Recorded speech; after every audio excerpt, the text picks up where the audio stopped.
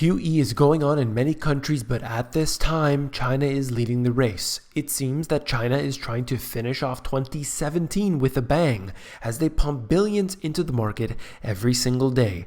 This liquidity is being used to stabilize the fearful market. If there was a firm footing, if everything was great again, as they say, why inject liquidity, particularly to the tune of billions a day?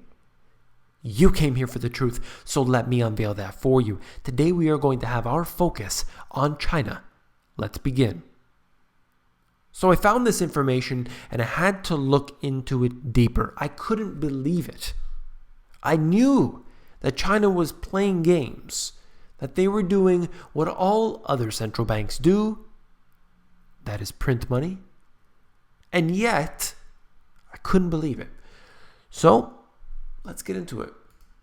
China is pumping a lot of cash into its economy to calm investors. China injected nearly $130 billion into its market in the last 2 weeks to quell a bond rout. So when I saw $130 billion, I read this over and thought to myself, they must mean in the Chinese currency, not in dollars. But that's not the case. Now, thinking about this is greater than what the Federal Reserve had done, what the ECB had done, and others. When they would print, let's say, 40 to 80 billion per month, China's doing 25 billion a day. And of course, they won't necessarily do this for an extended period of time, but in a short period of time, that's a lot of liquidity. That seems like they're plugging up a big, big hole. The People's Bank of China is seeking to rebalance market sentiment with its need to crack down on debt. So let's look at this here. As you can see, the People's Bank of China injected cash totaling 810 billion Chinese yuan, that's $122 billion, in 5 straight days of daily liquidity management operations. And I'll talk more about that in a moment. So essentially, what they've tried to do was get directly into the market and make change. They want to assure everyone that there's no reason to panic, no reason to worry. And they use this term, market sentiment. And I find it interesting that any country which is willing to devalue their currency is somehow seemed as strong. And that is the complete opposite that we would have thought prior to the financial crisis. It is unbelievably ridiculous to read this kind of information that every country, now you can see that perhaps if the US is willing to pull back, maybe China is willing to push forward. And maybe the ECB will pull back. I don't think so. But perhaps the Bank of Japan will step up. And it's all done in concert. It's all a coordinated effort with all central banks around the world. They need to increase. That money might end up in a different country at some point.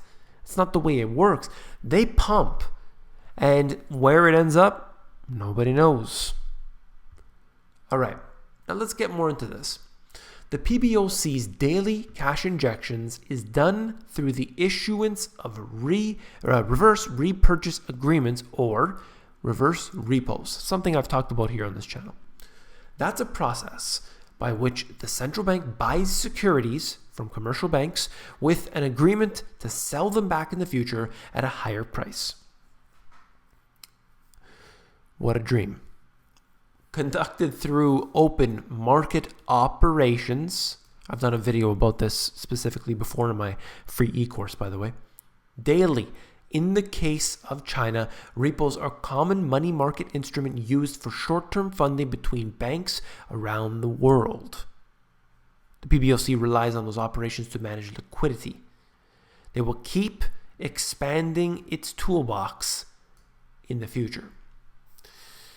So, all I need to tell you here, you know where I'm coming from this. All central banks do the exact same thing. They increase liquidity and they devalue their currency. China is doing that in short order, a very large amount. Now, I don't know what the real reason is, but we are definitely seeing weakness in China. There's a lot of that. I'm going to show you charts in a moment, okay? Just this one last piece. How the Chinese liquidity can go very wrong. Very quickly. One factor that's making China more susceptible is the fact that its money supply has been growing at a very rapid pace, while its foreign exchange reserves will stay basically static. That's a big problem in the financial world. Unfortunately, it's something that all they know how to do is print more money. They can't fix it. It's just going to get worse as time goes on. Will more money flow in? Will they be able to get more foreign exchange reserves? What are they going to do? Well, they've got a very big problem on their hands, and the only thing saving them is the fact that all other countries are doing the exact same thing. All right, let's look at some charts. Now, let's just focus quickly on the left-hand side here. Global debt growth, more recently being exacerbated by the rise in corporate debt. You'll see this going upward, whether it's corporate, households, or governments. You've heard me talk about this before. Now I'm just showing you the chart to talk about that.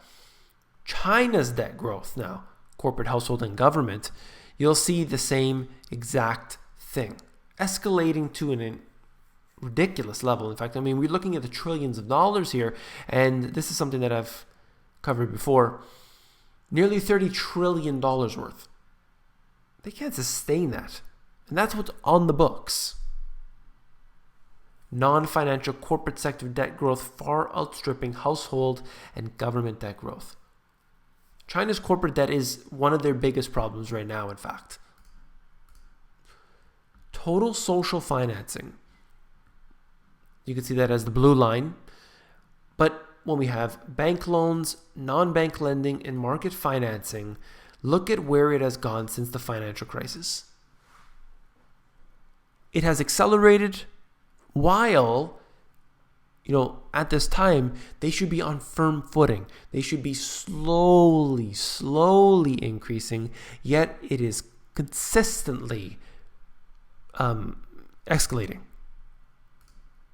And last but not least, a little bit of different information here. By the end of the year, some 1.8 million Chinese coal and steel workers will lose their jobs, victims of the government's shift to cleaner industries and a shutdown of small enterprises. To put that into perspective, the two industries employ just 192,000 workers in the US. That's massive. That is a lot of people about to lose their jobs.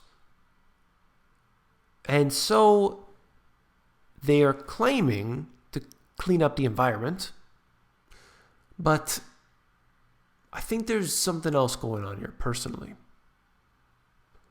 What we will see is that, quite frankly, they could have updated their coal plants. That would have been a first step to do. Why get rid of the coal and have 1.8 million people out of work when, in a temporary basis, maybe over a 10-year program, try and implement the same type of coal plants that are used in the US.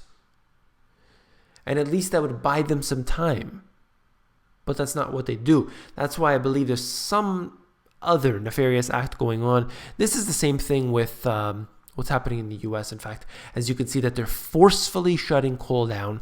And I'm not necessarily a fan of the coal. I'm not behind it or something. But I care about the fact that you have a person who's employed, who's been working in this environment for 20, 30 years or whatever, and now they're out of a job. and now they're maybe, let's say, 50 years old, and this is all they know how to do, and now they're just out of a job. It's not like it's being slowly phased out as time goes on. It's just tomorrow you wake up, you don't have a job because of some regulation. So I can just see both sides of it. That's all. If you found the video informative, please give me a thumbs up. What is happening in China right now is so huge. And do you see any alarm bells going off? Do you see it in the mainstream media? Do you see it even in the alternative media? No, it's not happening, but I'm bringing it out here. I hope you appreciate that. And last but not least, if you found the video informative, I know you will find my books, The Money GPS, and my newer release, Global Economic Collapse, even more informative. You can flip through these books at Amazon. The links are in the description below. Take care.